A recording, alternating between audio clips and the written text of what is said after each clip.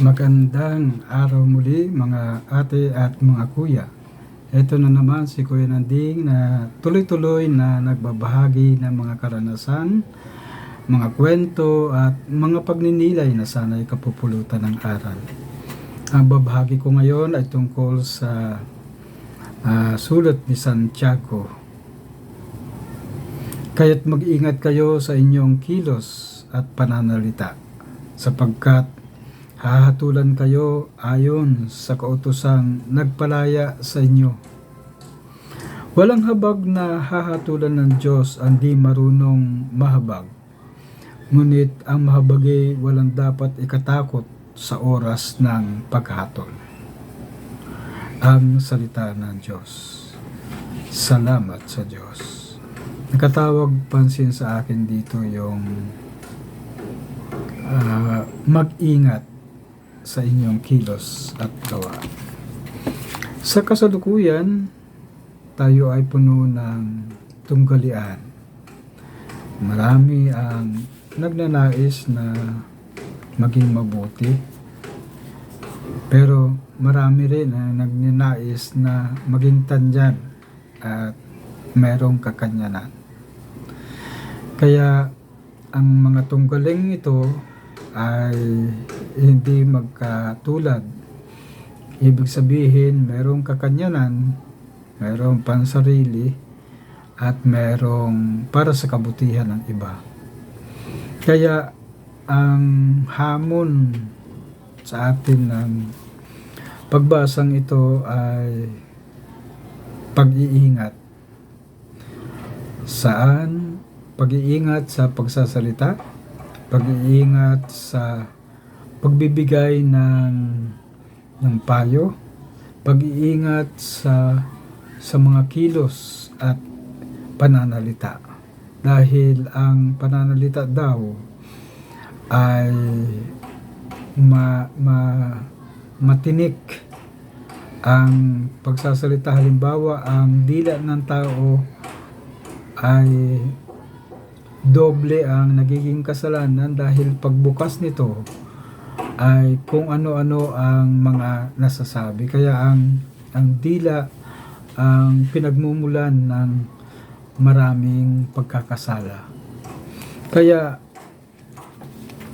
ang kautusan ito ay napakahalaga. Ang sinasabi dito, ang habag na nagpalaya sa atin, katulad ng pagpapalaya ng Diyos sa atin. Ang Diyos na mismo ang siyang nagbigay ng halimbawa na ang buhay ng tao ay puno ng tunggalian, kaya ang pag-iingat natin ay napakahalaga. Mag-ingat at maging pagmatyag.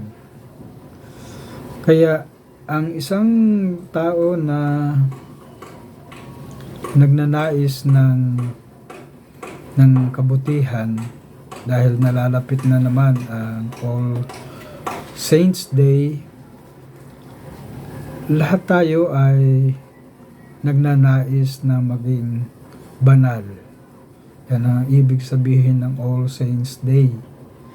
Mga iniidolo natin ang mga santo at santa sa ating panahon o mga nauna sa atin. Sila ang nagbigay ng mabuting halimbawa, nag-ingat ng kanilang sarili, ng kanilang kilos at pananalita.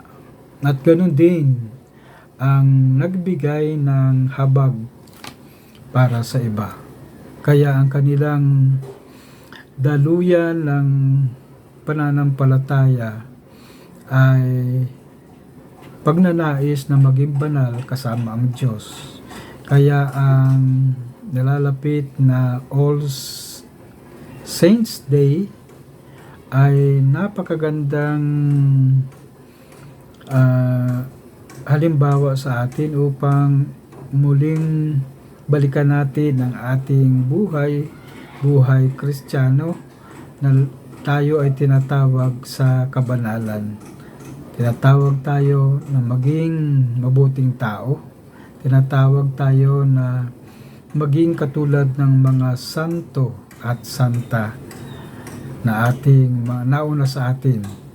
At dito, habang tayo ay nabubuhay pa, iyon ang dapat na maging halimbawa sa atin, ang kanilang kabutihan, ang kanilang pananampalataya at pag-ibig sa Diyos.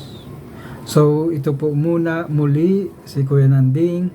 Nagpapasalamat at magandang araw sa ating lahat at sana patuloy tayong gabayan ng Diyos sa ating pagnanais na maging banal. God bless po.